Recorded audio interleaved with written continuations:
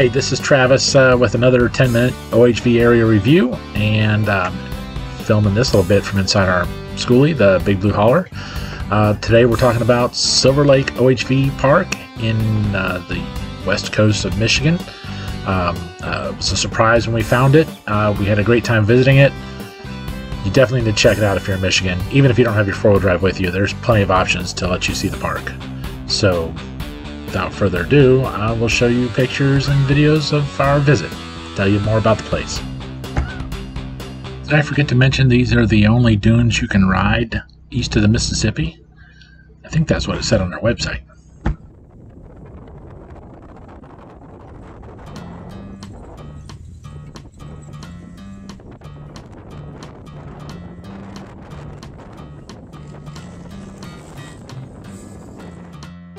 This is our 1993 International school bus that we converted to a tiny house.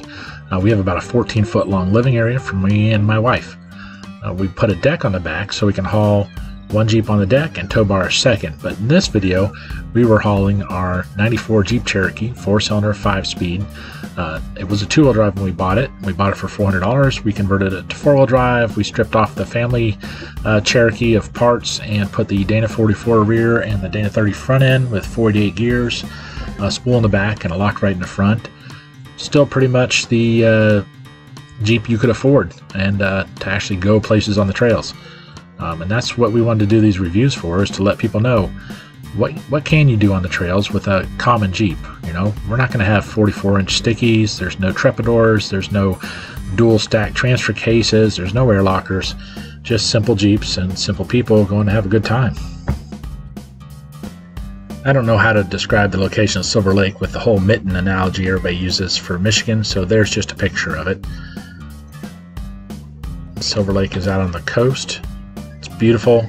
The sand dunes dominate the scenery when you're in town, so that's kind of cool too.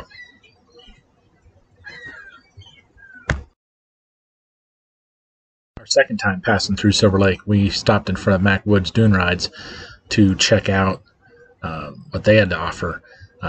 Giant excursions. They can take you on a dune ride, so you don't even need to bring your own four-wheel drive. There's also places to rent dune buggies, side-by-sides. We even met people that had their rental four-wheel drive Jeep out there. So plenty of ways to enjoy the area, including on the water. So bring your personal watercraft, your pontoon boat, check it out.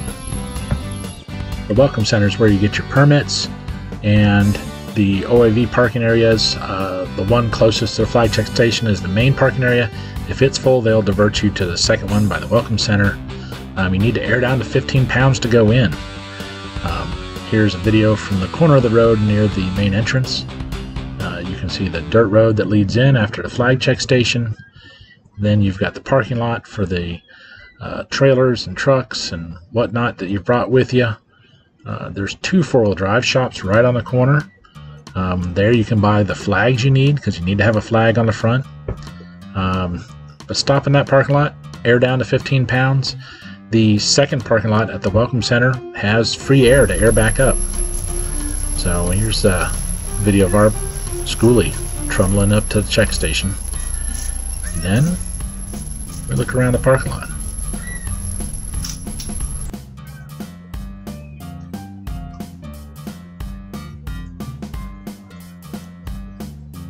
There's your free airline down there. Lots of parking. When you are checking in, that parking lot's full of people checking in, and then they send you to wherever you need to park.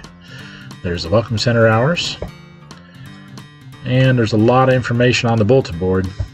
So take time, get familiarized with the area, and be safe, because once you get out there, you're going to be in awe of the amount of area you've got to ride in.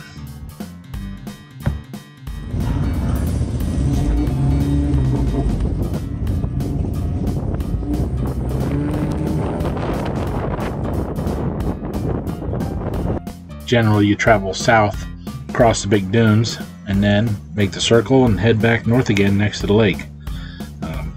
Huge dune riding area. Lots of opportunities for recklessness, and we didn't witness any of that, though. We saw everybody in every type of vehicle having a good time. Everybody was respectful, careful even though there were some high horsepower rigs out there. not that little sedan, but some of the dune buggies are running big V8s. It was great to check those out and see all types of people out there having a good time. It became obvious out there that our broken front locker wasn't just a hit or miss, it was all miss all the time. So we were in three-wheel drive. That one tire was just an anchor slowing us down. Even an open four-wheel drive would have a much better time than we did.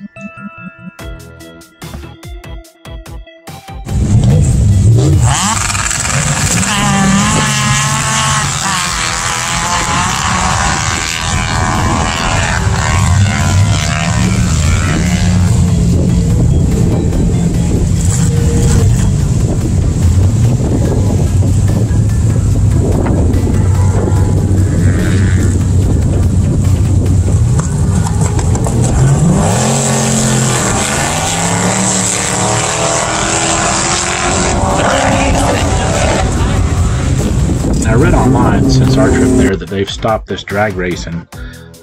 It was a really popular area. They had a great strip. Now they say they have a test strip. Even this guy in the F-150 brought out a pair of paddle tires and had a great time in his truck. On the lakeside, there's some mud puddles and some harder packed ground. You can just drive around, but once again, just kind of chaos.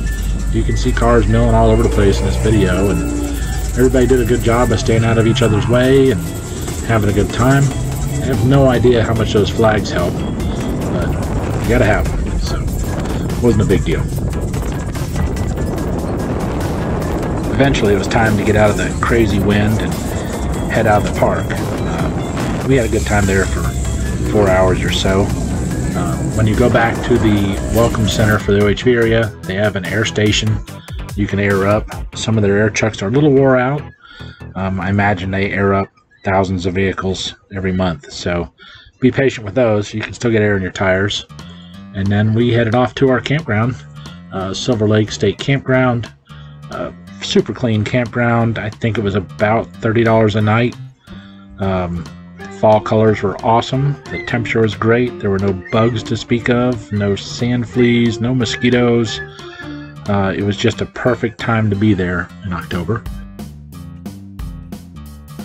A few slides of the amenities in the area: Silverback Off-Road and Duneland Off-Road, right at the entrance to the park. You can get your flags at either one of those, and miscellaneous other hardware.